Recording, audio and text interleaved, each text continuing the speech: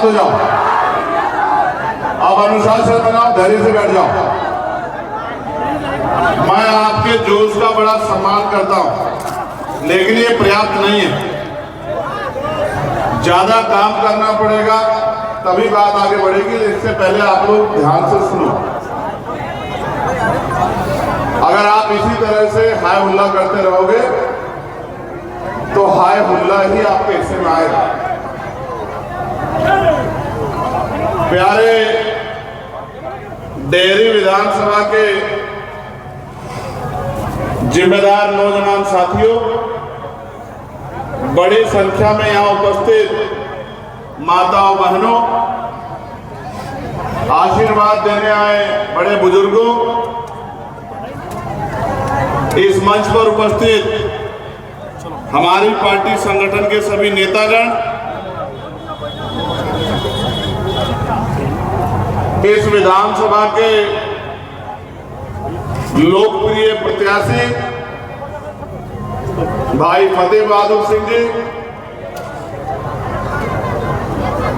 प्रदेश के बाहर से यहां आकर पार्टी के लिए दिन रात मेहनत कर रहे पार्टी संगठन के सम्मानित नेतागणों, पुलिस के मेरे भाइयों, पत्रकार बंधुओं, भाई दीपक कुशवाहा जी, कृष्णा आनंद जी, सोनू खान जी, दानिश खान जी, जावेद अंसारी जी, गोल्डन पासवान जी, रवि राजा जी, चंद्रेश भारती जी, राहुल पासवान जी, दीपक कुमार जी, गुड्डू खान जी, मुबारक अंसारी जी, धनंजय सिंह यादव जी, मुबारक खान जी, कुलवंत आजाद जी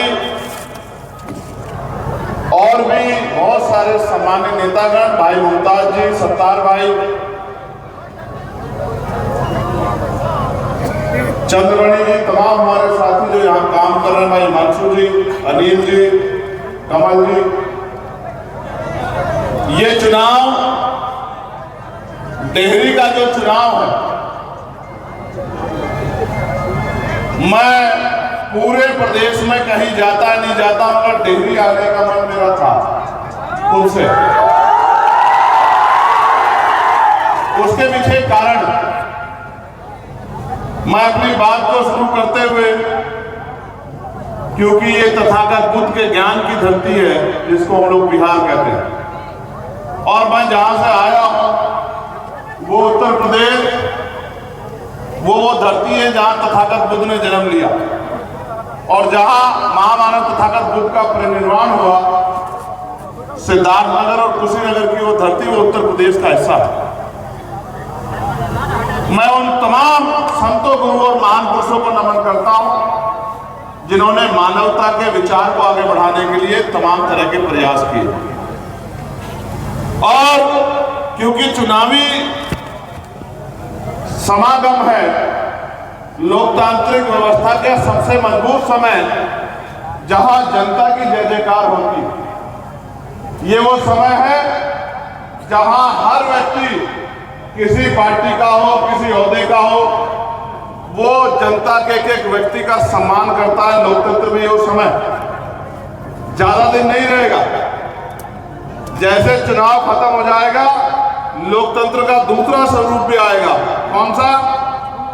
कि नेता आगे आगे और जनता पीछे पीछे।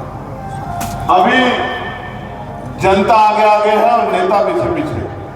लोकतंत्र बड़ा खूबसूरत है, इसलिए खूबसूरत है कि अगर आप 10 रुपए का सामान खरीदोगे बाजार जाकर, उस 10 रुपए के सामान को खरीदते हुए आप 50 बार सोचोगे, पैकेट को बदल बदल के देखोगे कि कहीं ये सामान खराब तो नहीं। जो सामान 10 रुपए का आप 1 दिन यूज कर लोगे, 2 दिन यूज कर लोगे, 4 दिन यूज कर लोगे, 10 दिन यूज कर लोगे, लेकिन जब आप अपने 5 साल के भविष्य को सुनिश्चित करने के लिए, अपनी आने वाली नस्लों को इज्जत की जिंदगी दिलाने के लिए और अपने हक अधिकार सुरक्षित कराने के लिए जब आप वोट डालने जानते हैं, जो करोड़ों रुपए से कीमती है, तो आप सिर्फ जाति धर्म के आधार पर वोट करते हैं, ना अपने मुद्दों को देखते हैं, ना अपने नेता को देखते हैं। और कई बार ऐसे लोगों को वोट कराते हैं जिनको चुनाव के बाद जिनके दरवाजे भी आप लांघ नहीं सकते, जिनकी बस्ती में भी, जिनके घरों में भी, महलों में भी आप घुस नहीं सकते। ये इतना खूबसूरत है लोकतंत्र। आप 50 रुपए का सामान खरीदोगे, जैसे ये सेल अगर किसी ने खरीदा और ये सेल अच्छा नहीं है तो अपने 50 रुपए के लिए वो दुकानदार के पास भी वापस जा सकता है कि भाई आपका सामान अच्छा नहीं था। और अगर दुकानदार नहीं सुनता तो भारत के संविधान के आधार पर जो उपभोक्ता न्यायपालिका बनी है वहां जाकर भी अपनी पीड़ा को रख सकता है, न्याय ले सकता है। लेकिन अगर जिसको वोट दी उसने जो वादे किए वो पूरे ना करे, आपकी आवाज ना बने, 5 साल आपके गली मोहल्लों में ना आए, विकास ना कराए, आपकी मदद ना करे, आपके साथ खड़ा ना हो, तो आप कहीं नहीं जा सकते किसी न्यायालय में। आप किसी न्यायालय में नहीं जा सकते, कहीं जाकर उसकी शिकायत नहीं कर सकते, उसको कोई सजा नहीं दिला सकते। बस एक ही काम कर सकते हैं कि 5 साल बाद जब दोबारा इलेक्शन आएगा तो उसके खिलाफ जाके वोट करके अपने साथ जो झूठ धोखा हुआ उसके खिलाफ आवाज उठा सकते हैं, उसको जवाब दे सकते हैं। तो इसलिए मेरा डेहरी में आने का मन था कि नेता तो बहुत लड़ रहे हैं, अगर कहीं वैचारिक कोई लड़ रहा है जिसके लिए जाके जिसकी मदद मुझे करनी है, जो 85-90% बहुजन समाज की आवाज उठाने वाला मेरा भाई है, मेरे जैसा है, वो फतेह बहादुर सिंह डेहरी लड़ रहा है, मुझे वहां जाना है। ये बात मैंने अपने मन में उसकी तय की। और मैं आपको फिर कह रहा हूं, आपके मन में सो नाराजगी हो सकती है कि आपकी सड़क नहीं बनी, आपका नाली नहीं बनी, आपका खड़ंजा नहीं लगा। ये एक हिस्सा है जिंदगी का। लेकिन मैं आपको जिम्मेदारी से कहता हूं कि जब तक आपकी आवाज उठाने वाला और आपको सही रास्ते पर ले जाने वाला व्यक्ति आपका नेता नहीं होगा तो आपके भविष्य में बहुत बदलाव नहीं हो सकता। इस बार परिस्थिति आपके फेवर में है। अगर आपने अपनी वोट का सही प्रयोग किया और जिस तरह के हालात हैं और सत्ता की चाबी अगर आजाद समाज पार्टी गठबंधन के हाथ में आई तो मैं आपको विश्वास दिला कहता हूं कि ये आदमी जिसको हम नेतृत्व देना चाहते हैं ये विधायक नहीं रहेगा, मंत्री बनकर आपकी सेवा करेगा। मेरी बात को आप याद आज चीजों को समझना, इस तरह के हालात बनेंगे, एक एक आदमी अहमियत रखेगा। मेरी बात को याद रखना। और हमारा लाइन जिस तरह से लड़ रहा है मैं आपको विश्वास दिला रहा हूं सत्ता की चाबी इसी अलायंस के पास होगी। मेरी बात को आप याद रखें। प्यारे साथियों, मेरी बात पे गौर करो, बहुत जिम्मेदारी की बात बता रहा हूं। मैंने बिहार को अपनी आंखों से देखा। ऐसा नहीं मैं बिहार चुनाव में आता, पहले भी जब जब चाहे दरभंगा हो, सासाराम हो, कैमूर हो, बक्सर हो, मोतिहारी हो, कहीं भी, रोहतास हो, जब जब किसी गरीब कमजोर पे अन्याय हुआ है और मेरी जरूरत पड़ी है, मैंने यहीं आके आहुति देकर उसकी लड़ाई लड़ने का काम किया। और मेरी गैर मौजूदगी में भाई जौहर आजाद जी, अमरज्योति पासवान जी, अबूजर साहब,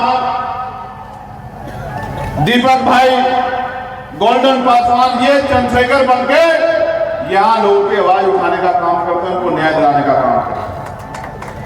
तो साथियों, मैं नेताओं को भी कहूंगा, बहुत दूर तक मेरी आवाज जाएगी। जिसको बिहार देखना हो, बिहार के बारे में जिसको कुछ करना हो, तो कम से कम बिहार के 200 किलोमीटर का सफर ग्रामीण क्षेत्र का जरूर करें। उसको पता लगेगा कि बिहार असल में बिहार के गांव में बसता है और क्या हालात है शहरों की। मैं दिल्ली से निकल के आया हूं, आप देखो दिल्ली में भी कुछ कुछ बस्तियां ऐसी हैं जैसे डेहरी की का शहर है, लेकिन बस्तियों में रहता कौन है आपको पता? उसमें बड़े पत्रकार नहीं रहते, उसमें बड़े नेता नहीं रहते, उसमें बड़े उद्योगपति नहीं रहते, उसमें बड़े व्यापारी नहीं रहते, उसमें बड़े अधिकारी नहीं रहते। उन बस्तियों में दलित, पिछड़े, आदिवासी, मुस्लिम समाज के लोग जो यहाँ से जाके अपना पेट पालने के लिए वहां रोजगार करते हैं, वो रहते हैं जानवरों की तरह रहते हैं। जिस तरह आप यहाँ जीवन व्यतीत कर रहे हो, अपने जीवन को बचाने के लिए बहुत सारे लोग देश के कोने कोने से इन बस्तियों में रहते हैं। वो भी दिल्ली का एक हिस्सा है। जहां विकास दूर तक नहीं, जहां आज भी पानी नहीं मिलता पीने के लिए, साफ पानी नहीं मिलता, जहां टैंकर से पानी आता कई कई दिन रखना पड़ता है। और बिहार को मैंने खुद देखा, मैं भी विद्युत पीछे एक कस्बा पड़ा था जहां मैं था, कौन सा कस्बा था जहां जाम लगा हुआ, दाऊदनगर। चुनाव चल रहा है, एक एक घंटे तक गाड़ी नहीं निकल पा रही है, इस तरह के हालात है। ना कोई पुलिस का कर्मचारी मेरा भाई, ना एडमिनिस्ट्रेशन के लोग, ना कोई पूछने वाला, ना कोई बताने वाला कहाँ सड़कें हैं, कहाँ गड्ढे हैं। 150 किलोमीटर का सफर 4 घंटे में हो रहा है। और कहते हैं, मुख्यमंत्री कहते हैं, प्राइम मिनिस्टर आप कहते हैं कि ये सुशासन है, विकास के रास्ते पे 15-15, 20-20 साल से आप सरकार चला रहे हो और आपको ये सुशासन और विकास दिखता है। अगर ये सुशासन और विकास है तो मैं समझता हूं कि कई स्टेट तो फिर चार्ज पर चले गए, मंगल पे चले गए, जब यही सुशासन और विकास।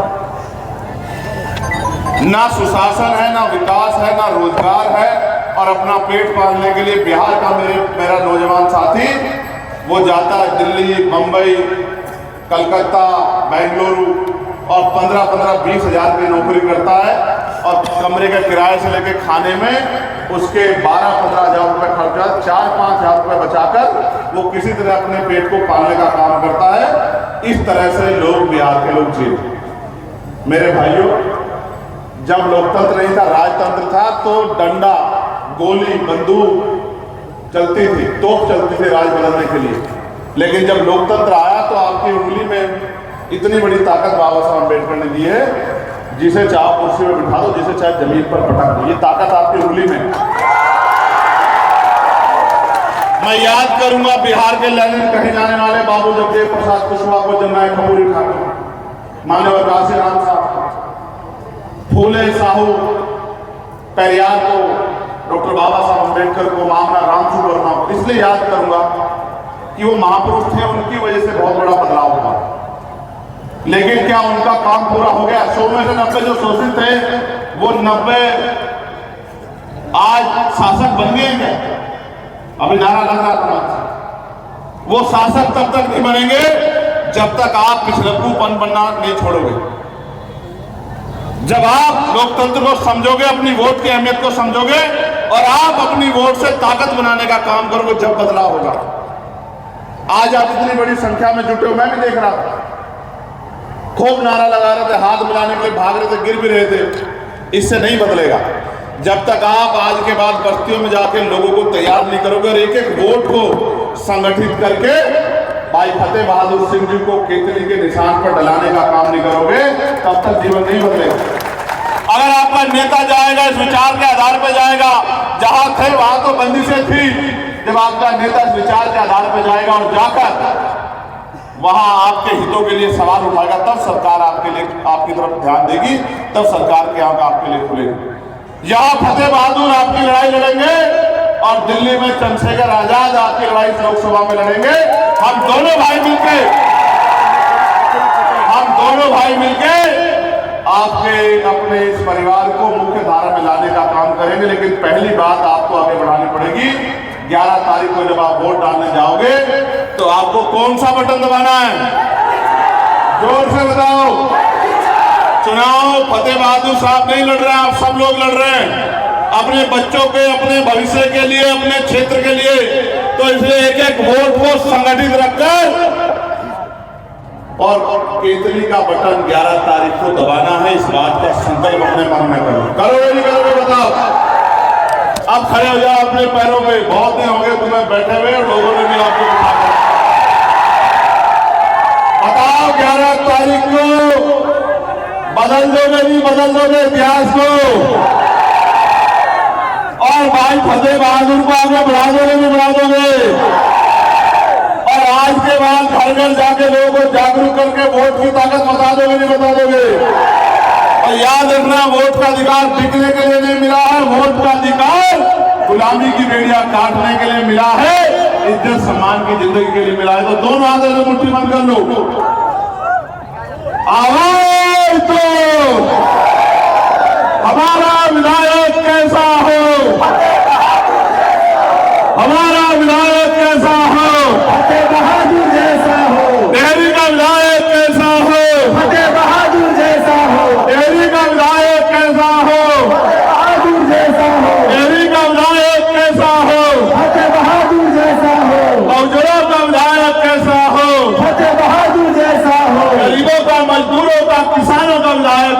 हो, फतेह बहादुर जैसा हो। बहुत धन्यवाद। जय भीम, जय भारत, नमस्कार, आदाब, सत श्री अकाल, जय मंडल, जय जोहार। आप सबके लिए मंगल कामनाएं। मैदान में डटो और अपनी ताकत बना के साबित करो कि अब अमीर लोग नहीं बैठे कुर्सी पे, अब गरीब जिसको बिठाएगा वो कुर्सी पे बैठेगा और वो गरीबों को ताकत देने का काम करेगा। कर लोगे काम पक्का। बहुत बहुत धन्यवाद।